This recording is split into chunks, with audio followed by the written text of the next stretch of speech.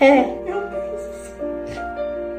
Minha mãe, eu não acredito. Quem é o príncipe dessa princesa?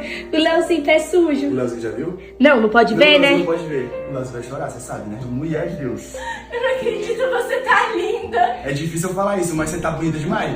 Eu amei o vestido. Tá perfeito. Eu pensei que eu ia chorar só no dia do casamento, mas... Meu Deus do céu. Eu sabia que você ia ficar linda, mas desse jeito, meu Deus. Tá maravilhoso. Linda, linda, linda. Cara, é o seguinte, conhecendo a minha noiva, eu acho que vai ter muito brilho mesmo.